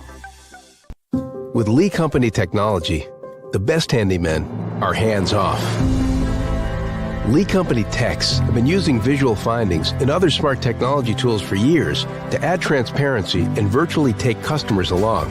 You see what we see, whether we're in a crawl space or on a roof. With Lee Company, technology helps us help you, no matter what's happening in the world or at your house.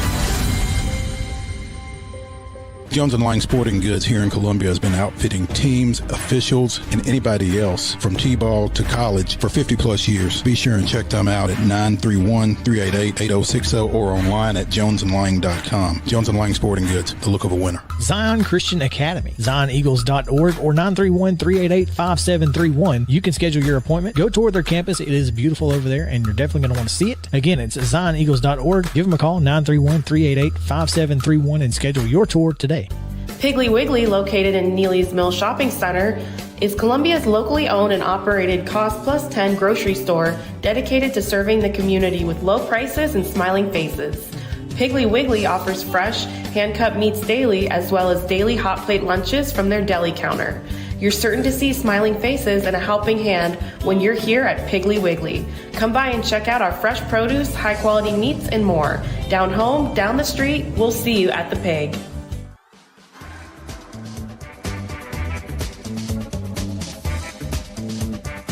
Although we are joined by CBS Sports Colorado's Justin Adams, who apparently is on the move. Where are you headed, Justin?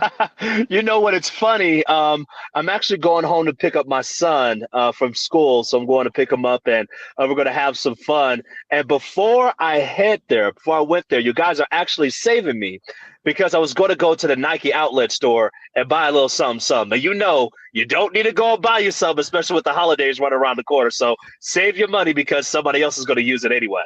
You know, there you go. You are welcome. I have been put on shopping hiatus. Basically, once it becomes November, it's like you can't shop after that because everything you buy is something that somebody else might be thinking about getting you. So yeah, I kind of take note of what I might want, and if I don't get it for Christmas, then I run out and get it afterwards. But yeah, exactly. Yeah, we are happy to help you out, and we are happy to have you help us out because we wanted to talk about Colorado as the Buffaloes continue to surge, and you know, Dion continues to kind of give it the "how you like me now" kind of thing, as only Dion can. So.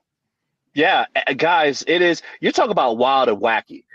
Did you think that in the second week of November, we'll be talking about the Colorado Buffaloes, not only with a chance to get to the conference championship game or even win the conference championship game, but be in the college football playoff and, oh, by the way, have a bye to get to the college football playoff? Like, nobody could have thought that last year when they were 4-8. For dang sure, nobody thought about that when they were 1-11, and everybody could beat them. Heck, there were some high school teams out there that could beat them, okay? So to see the transformation that's happening right now in Boulder is one of the greatest stories that we have seen in college athletics, I would say, in the last couple of decades. And you know, as Wade has said on this show, they control their own destiny. Yep. 100%. They control their own destiny. Needed a loss from Iowa State last week, was able to go and get that as Kansas was able to get the job done. So now it's pretty much set for the Buffs. You win your last 3 games, you get to the Big 12 championship game, you win that game, and then you will be in the college football playoff. And to be honest with you guys, if you're able to beat an undefeated BYU, let's say BYU does stay undefeated, you beat an undefeated team, there's no reason why you shouldn't be one of the top 4 seeds in the college football playoff. So you're talking about a team that people would have just been happy if they would have got to a bowl game and you would have got to maybe a bowl in December 20th, or maybe you were able to go and sneak into a bowl game after Christmas. We're talking about a football team that could be in the Fiesta Bowl. You know what I mean? Like those type of bowls. Like that's just something that is wild and wacky. It has to be on a Wednesday. I'll put it that way. There we go. We like that.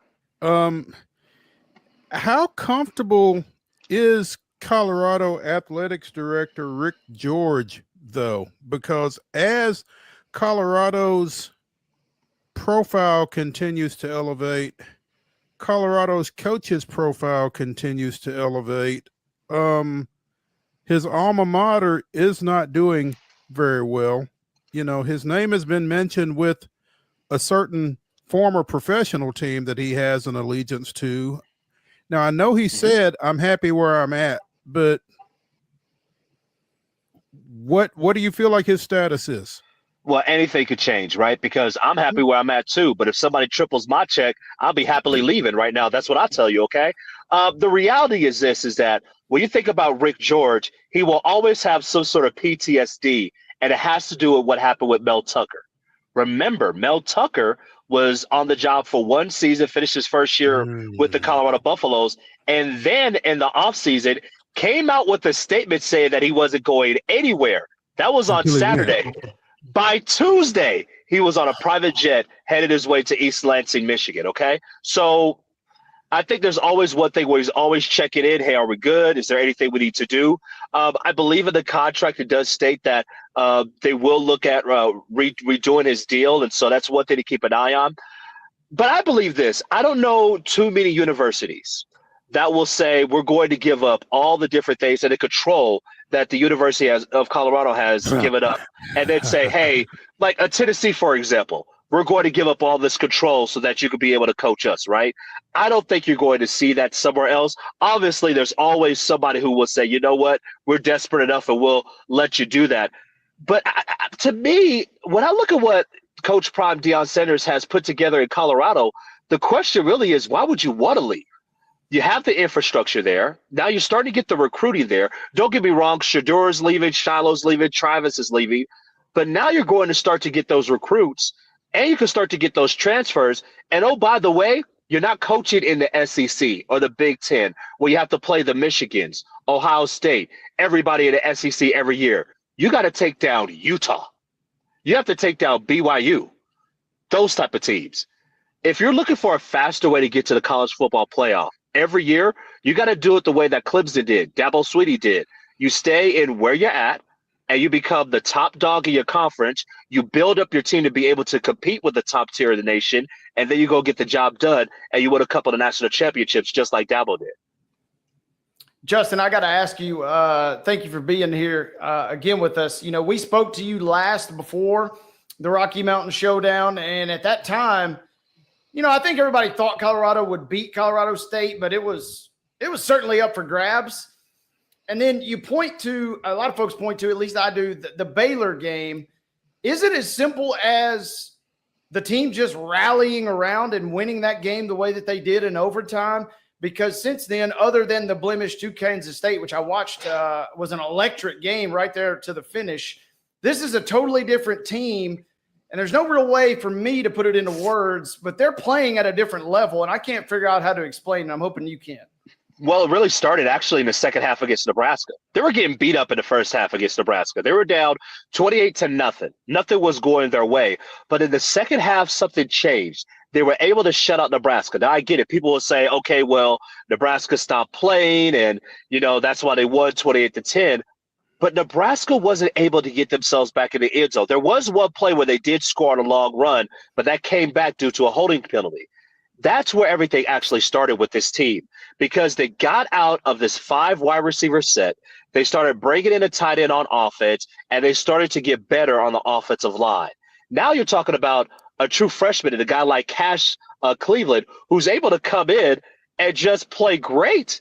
You're talking about a true freshman able to step in at Texas Tech and do a great job blocking. So you have a lot of different pieces that are put together. I will say this about that game against Baylor. it gave this team a rallying cry to know that we can actually do this together. That was the biggest thing about the win against Baylor. And it was done in a fantastic way in the rain. You had your superstar players show up. LaJonte Wester with a great catch. Travis Hunter with a fumble right at the goal line, right? So anytime you have those type of things happen, you start to pack the wins, and guys start to believe that you have a team that's 7-2 looking at going to 8-2 this weekend. I'm also curious. We spoke about the woes, quote unquote, of the rushing game. And this is a team that still only rushed for 700 yards as a team. Has Colorado just embraced, hey, we're just not going to be able to run the ball. And when we do, it just needs to be very sporadic. And they've just gone all in. Have they shifted in your mind and embraced that new role of just, hey, we're just content to let Shedeur drop back and just throw it 50 times a game almost? Well, guys, look at the game that they lost. What's the only game that they lost after Nebraska? Kansas State. K-State. How much did they rush for that game? Negative 26 yards. I said again, negative 26. I don't know how you moonwalk like that, okay, on the football field, but that's what happened, right? So they went from that point, and there was a video, well-off video, where offensive coordinator Pat Shurmur pointed out and said, we are going to run the football. Well, then you take on teams like Arizona. You're able to run the football, right? You start to get that going at least a little bit, right? You get a little juice. Play Cincinnati, you do the same thing. I think what we need to look at is that this is not going to be a team that will go in an I formation and run the football, right? There won't be an offset I team with a fullback in the backfield and run the football. They just got to run the ball enough. This is an enough team, okay? You got to be careful with the numbers, because people will say, if you look at the numbers, they don't run the football. It's not that they don't run the football. It's that they run the football enough to offset the defense, say we could play 8 guys back, and then you just can't throw. They're just going to say, if we have a matchup where it's 5-on-5, 5 in the box, even 6 in the box, we should be able to run the football there. So if you can run the ball enough, get a couple of first downs with the running game, what does it open up? It opens up your wide receivers. It opens up those passing lanes. That's what this is all about with this team. It's not about trying to go and say we got Ricky Williams in the back, right? Or we got a great running back, right? It's all about saying we're going to do just enough to control the clock, but to also set up those 2nd down and 7, 3rd down and 5 to give us those opportunities to be able to throw the ball down the field with some great opportunities and some better down and distances to do so.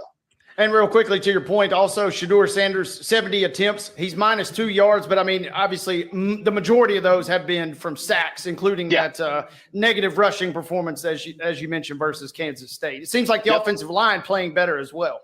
They are. I mean, you got some guys who are really getting together. Your guard play is better. Obviously, Jordan Seaton has been tremendous on the left side. And anytime you get a true freshman, again, another true freshman who shores up one side of the field for you, you know that your blind side will always be taken care of. Well, you can step up in the pocket and throw the ball, right? Shadeur's not running around like he did last year, right? Because last year he was running for his life. And to be honest, think about it this time last year. He's played against Oregon State where he gets knocked out the game, where he comes back, but he's limping all over the place, right? UCLA, he's getting beat up. He can't even get into his drop, and he's already being hit, right? And he's beat up so much to the point where he can't play the final game of the season against Utah. Now he's thriving. Now he's being able to throw the ball pretty well down the field. And even though he didn't throw for 300 yards last week, he still had 4 total touchdowns. So as long as you can keep him upright, as long as you can keep him clean, the Buffs will always have a chance to be able to win against anybody they play against. Justin, it sounds like the offensive line is playing better, but your scheme and your play calling is taking a little bit better care of your offensive line as well. Yeah, I mean, you're able to move around a little bit. Here's a play that I love that I saw a couple of weeks ago when they played against Cincinnati. You had Jordan Seaton, your left tackle, come on a pull in order to go and block the D end, and that sprung for a touchdown, right? Isaiah Gustav was able to go and score a touchdown based off of it. I think he actually went to the second level, went to a linebacker. But anytime you have those type of things, you have a different variety in your rushing attack, a little bit of zone concept as well. Well, that means that you're doing some great things on the offensive line, and that's good play calling. It's not just say, hey, snap the ball to Shedeur, and we'll see what happens. You allow your offensive line to be able to do the one thing they love to do the most, and that's attack. Let the fat boys eat. Maurice, you got to put that on a T-shirt, okay? Let the fat boys eat, because when they go out and eat, they will protect you better. That's really what this rushing attack is all about. When you look at this Colorado schedule, again, as Wade has said, Colorado controls their own destiny. They've got Utah this weekend. Utah's down to their fourth quarterback. You go to Kansas, which is playing some pretty good ball all of a sudden, but still, that's a very winnable game. And then you've got Oklahoma State coming to your place. Oklahoma State still hasn't won a conference game yet. So not only do they control their own destiny, but the challenges are not that great. It doesn't seem like. It doesn't seem that way, but I tell you what, that game against Kansas, and I've been talking about it. I play for the Buffs. It's something weird about Kansas. Now, the game will be at Arrowhead Stadium because they're doing some renovations in Lawrence for the football stadium. But even with that being said, it's just a weird place to play. And you know what? Kansas is playing a lot better football. They lost a very close game on the road against Kansas State. They were able to dominate Iowa State. I don't care what that final score says. They dominated Iowa State when Kansas was at home. Now you think about this team that, for Kansas, if you win the rest of your games, you go to a bowl game, and they're getting healthy right now. So for the Buffs, you're going to have to walk into a very difficult place to play. You'll play at Arrowhead Stadium. We'll see if it'll be a Buffs contingent that will be there. Hopefully it will, because that will help out a lot. But that's an offense that is going to be very difficult to match up against. And so if you're Colorado, what do? You just say, hey, 1-0 every week. You do what you have to do against Utah. Win that game against a very physical team, albeit very injured team, but still physical. They still want to get after you. Win that game at Folsom Field. Then you go up against Kansas, and that's going to be an offensive shootout. You got to find a way how to get that W there. Then on a short week, you're able to play Oklahoma State, like you say, that hasn't won a conference game, but you have guys who will be out there saying, this is the last time I'll be able to play football. So they'll come with that hunger. But if you're able to win those 3 games, guys, think about this. You get an extra day of preparation for the Big 12 championship game. And you know this type of year, if you could get any leg up, any opportunity to get that extra day, especially where both teams have to travel to Dallas for that game, you'll take it in a heartbeat. So hopefully the Bucks can be able to go and get the job done and also use that extra day to their advantage. Justin Adams of CBS Sports Colorado joining us here on Main Street Sports today. Justin, we appreciate your insight. And, when you do go to the Nike outlet, I wear a 10.5. Just keep that in mind. So. Brother, I think your partner had one more question before we run off.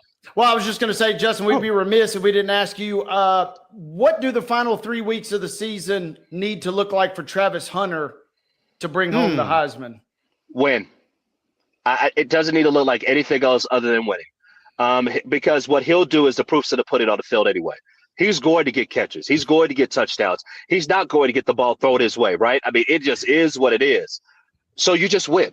And if you people say get to the Big 12 championship game, I say win the Big 12 championship game. Leave absolutely no doubt, because if you're able to go and win that game, then you're not just talking about a Heisman season and congratulations on being the Heisman this year.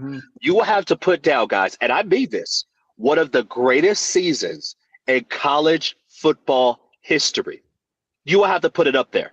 And it's indisputable. You can talk about whatever stat you want, but anytime you have somebody who's able to star on both the offense and defense and be top 5 in both areas, then you got to say it's one of the best seasons in college football history. There you go. Wade, you got anything else? I didn't mean to jump you there. But. No, that was it. I mean, to your credit, it seems like Ward is kind of taking a hit, obviously, with his loss last week. Dylan Gabriel is the number. I mean, if you want to just go with the traditional formula of the best player on the best team, he fits that mold, but his numbers are not just eye-popping. So, I mean, what Travis Hunter is doing is special. And to your point, Justin, the wins that are potentially still out there and that come along with it, it seems like almost a no-doubter if that happens. And the narrative is there, guys. I mean, this is a great story. You're talking about a team and it's not just the team where Travis Hunter came, right? It would be different if you say, well, he transferred in this year and the team did great. That would be one thing. But Travis Hunter came off the heels of the team being 1-11, suffered the first year when the team was 4-8. And now you have this team potentially going to the Big 12 championship game, winning the conference, and getting to the college football playoff while you play on both sides? Are you kidding me? What other story do you have to say right there? I mean, it just writes for itself. And by the way, Wade, I got you in the outlet too. Thank you. I'm right there at the 10.5 as well. So hey, I and a tell you large. what, Wade is a shoe dude, man. You might be better just staying with me, but Yeah, how deep? You said triple your salary earlier, so I'm taking you up on that. I appreciate that. Yeah, when I say triple, that means the wife takes about 3/4 of that triple. So I'll see if I can get you some socks. We'll hook you up. We'll work on that. Justin, we appreciate it, man. Be safe. We'll talk to you soon. You as well, fellas. Always a blessing. Hey, thank you so much for having me out, guys. Be blessed. Appreciate you. Thank you.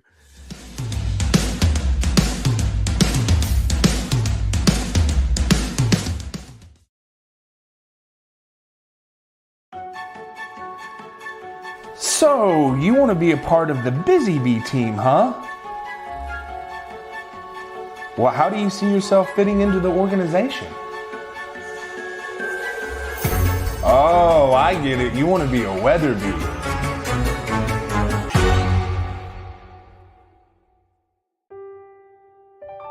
This holiday season, the largest lantern festival in the country returns to Nashville Zoo. Experience more than 1,000 all-new, handcrafted lanterns, towering creatures, magical worlds, and a North Pole village. At the center of it all, the Smashville Ice Rink. Welcome back to Zoolumination at Nashville Zoo. Bigger, brighter, and better than ever.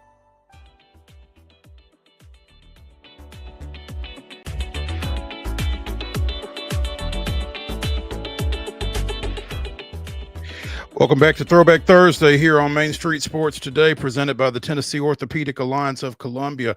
That's Wade Neely. I'm Maurice Patton. We're coming to you from the Lee Company studios of our respective homes, and we are in the final segment of today's show. That means it's time for the grab bag. You know, we talked a little at the start of the show about tonight's Thursday night football entry. It's a big AFC North matchup as 8-2 Pittsburgh goes to 2-8 Cleveland. And the expectations are relatively low for this matchup. Is that fair to say, Wade? You know, yes. If you're not a fan of either one of these teams, it's going to be pretty difficult to get jazzed up. But it is a division game, and somebody's got to win it tonight. Somebody does got to win it tonight. And we mentioned when we talked about it earlier in the show, you know, Cleveland may not necessarily be primetime TV, but Jameis Winston in primetime kind of commands your attention, especially coming off a performance where he threw for almost 400 yards last week, 395. Yeah, Winston will deliver. It's supposed to be bad weather tonight. It's a division game, as I mentioned. It's going to be yucky. Kind of like my voice right now. But yeah, you okay? You gonna make it another? You know, we're battling. I got through, and I was going to give Chip. You know, we got the entertainer's secret ready for the broadcast tomorrow night over at McKenzie. But I went to the Cleveland Jets Thursday night football game in Cleveland last December.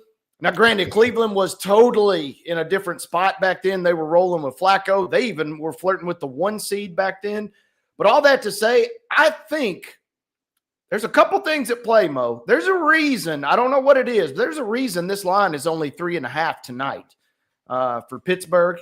And I think that crowd will be pumped up. They don't got a lot going on other than the Cavs in the sporting world right now for Cleveland until Indiana rolls into town on Saturday. So they will be jazzed up. And the real interesting thing is the Steelers under Mike Tomlin are 1-7 on Thursday Night Football in road games. And more specifically, they are 0 for 7 against AFC North opponents on the road on Thursday night. So just keep your eyes peeled before tonight's game. Let me throw a little gas on that fire.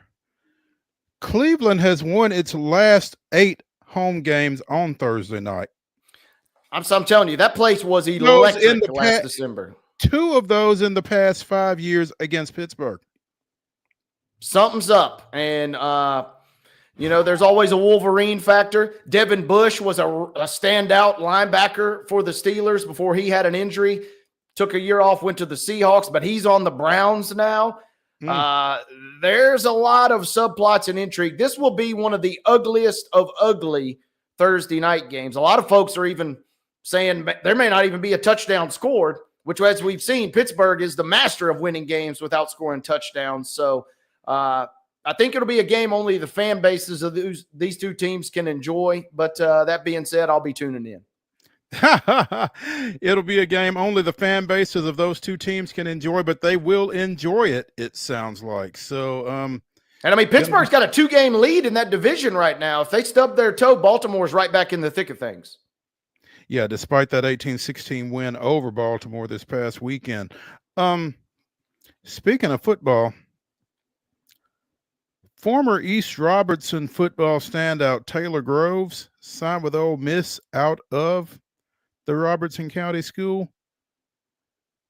Left the Ole Miss program, transferred to Volunteer State. They do not have football at Vol State, by the way. Was named earlier this week the National Junior College Basketball Division I Men's Basketball Player of the Week. Coming off of a pair of games where he scored 52 points with 21 rebounds, 21 assists, had a triple-double in one of those. So it's not just Columbia State getting national attention, moving to number 23 in the National Junior College D1 Top 25, but Taylor Groves also getting a little love at a national level. Taylor is the second Tennessee player to earn National Player of the Week honors, by the way. Kid from Roan State, Walter Stewart, was the first winner a couple of weeks ago. So perhaps basketball was the move for Taylor Groves. It seems like it was last week anyway. So. Yeah, it seems like it was last week. And when you got it, you got it. If we're sitting here this time next year and you tell me he's a football national player of the week, I probably won't be surprised. When you got it in your DNA, you got it in your DNA. And without question. And when you mention Groves and East Robertson, that covers a lot of talent and a lot of territory up there. So again, congratulations to him. We missed this coming out of the weekend. Marquette's Cam Jones, who played his high school ball at Evangelical Christian School down in the Memphis area, posted the third triple-double in Marquette history on Tuesday night, the first since a certain guy who has been honored with a statue in Miami, the first since Dwayne Wade had a triple-double against Kentucky in the 2003 Final Four. So Cam Jones, 17 points, 13 rebounds, 10 assists in Marquette's win over Purdue Tuesday night. His first game since finding out that former ECS boys basketball coach Terry Tippett had died over the weekend. The BCAT Hall of Famer died at the age of 79, won 6 state championships over the course of his career.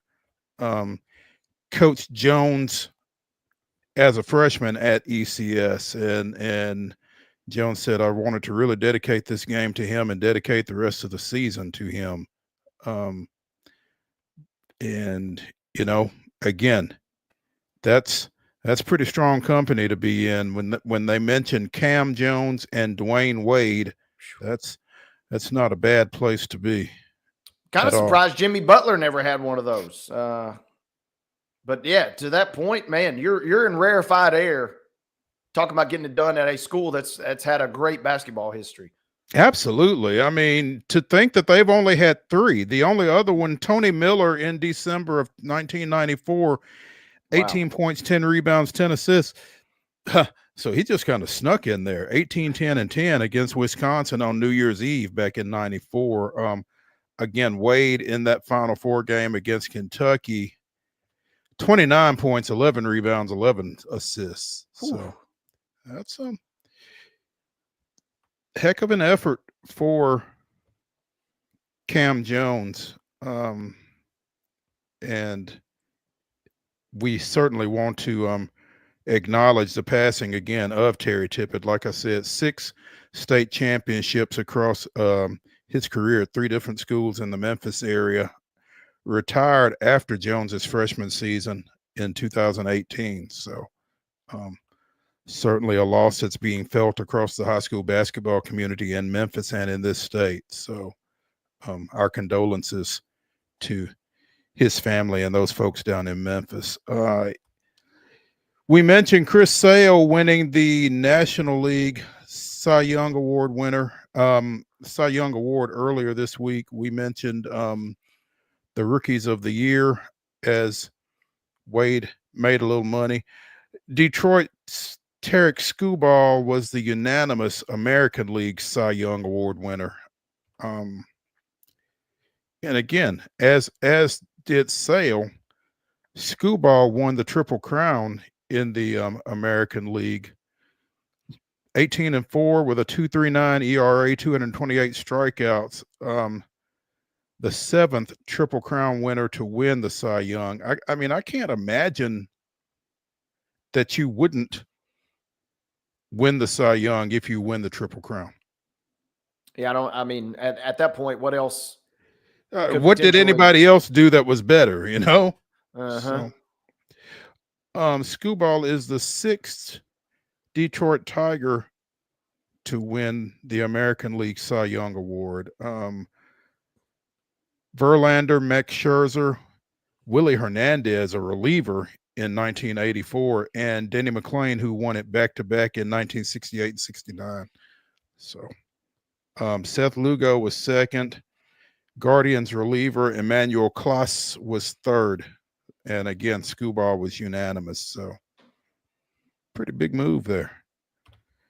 Not surprising, I don't think, for Detroit fans like our guy Brady McAtamney. So, by the way, former Atlanta Braves catcher, current Cleveland Guardians manager Stephen Vogt, and Milwaukee's Pat Murphy were named your National League and American League Managers of the Year. Both first-year guys. That's pretty impressive. Yeah, and Skubal, not quite as off. Sale, depending on when you bet that, was 60-1 in the preseason. Skubal was somewhere around like 5-1, 6-1. So a little bit more expected, but still impressive nonetheless for the fireballer. So he was not as financially advantageous as Sale then, huh? No, it doesn't seem like it. I mean, you'd have had to throw some real coin down on Skubal to make some big bucks. But I mean, 60-1. If you even threw a couple shekels down on Sale in the preseason, you were sitting pretty. It sounds like. Yeah. We'll have to talk more about this later, given where we are on the show clock. But Tampa's new stadium that was set to open in 2028, apparently there have been some financial issues to crop up with that, and that opening is now in jeopardy. So it's just going from bad to worse for Tampa. Already lost Tropicana Field, having to play this year at Steinbrenner Stadium, and not real sure where they're going before 2028, and now not sure where they're going in 2028. So the news just continues to get bad for the Rays as far as where they're going to play their home games here over the next little bit. No, not good news. Like you said, things getting bad to worse for them, unfortunately. Absolutely. Hey, that's going to do it for Throwback Thursday here on Main Street Sports Today, presented by the Tennessee Orthopedic Alliance of Columbia. Be sure and join me and David Wilson here in the Lee Company studios tomorrow, as Wade will be headed out west for Richland and McKenzie. So, again, 2 o'clock tomorrow, we will have Ann Kimmel talking some hockey, Chris Lee talking some Vanderbilt as they get ready to go to Baton Rouge. 2 o'clock. We'll see y'all then.